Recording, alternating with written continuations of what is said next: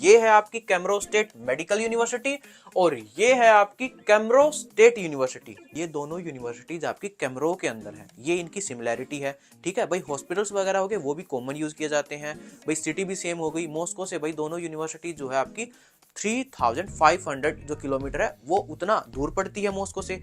लेकिन अब जब बच्चा इन दोनों यूनिवर्सिटीज में से किसी एक को सिलेक्ट करना हो तो भाई इन सारे पॉइंट्स को ध्यान में रखा जाता है।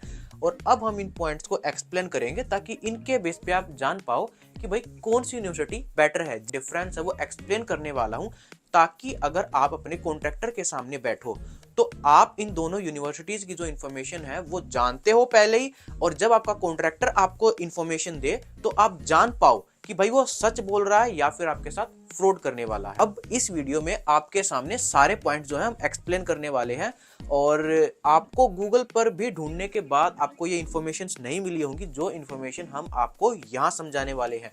जी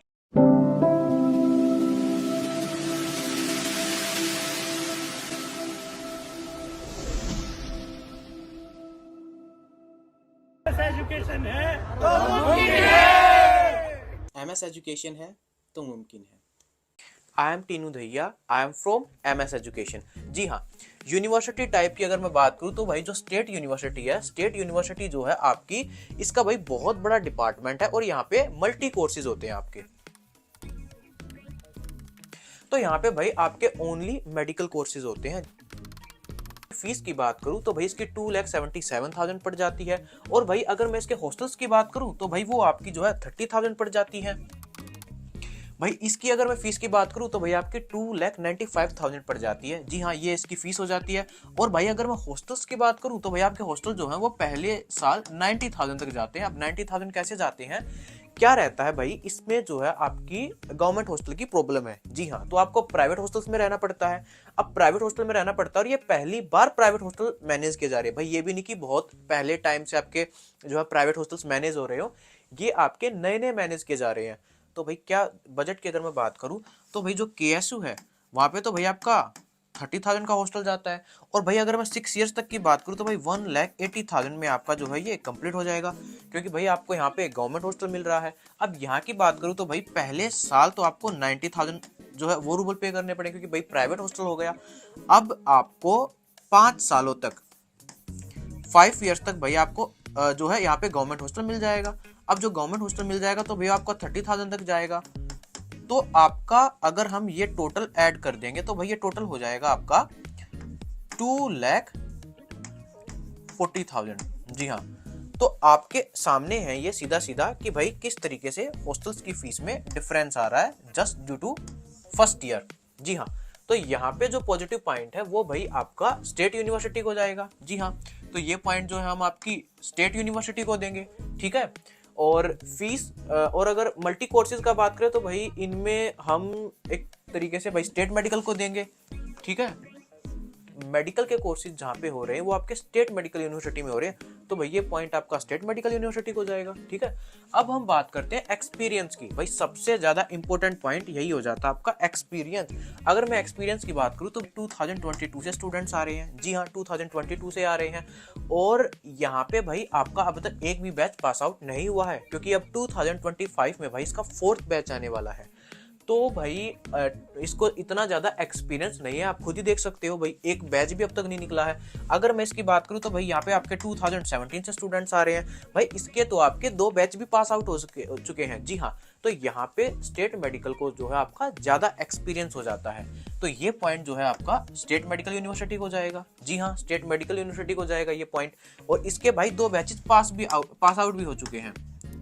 एजुकेशन एंड स्ट्रिक्टनेस की अगर मैं बात करूं तो देखिए जो आपकी KSU है वो स्लाइटली स्ट्रिक्ट हो जाती है। देखिए जो आपकी KSMU है इसमें आपके क्या है ना, बहुत सारे इंडियंस मतलब गए हुए हैं। ऑब्वियस सी बात है भाई आपके 2017 से जा रहे हैं, तो वहां पे उतने बच्चे आपके फेल नहीं होते जितने ज्यादा बच्चे हमें यहाँ पे फेल होते हुए थोड़े ज्यादा नजर आए। देखिए हालांकि जो एवरेज स्टूडेंट होता है वो KSMU में भी पास हो जाता है और भाई KSU में भी पास हो जाता है, लेकिन अगर मैं बात स्ट्रिक्टनेस की करूं तो भाई जो आपकी KSU है वो थोड़ी सी स्लाइटली जो है आपकी स्ट्रिक्ट हो जाती है।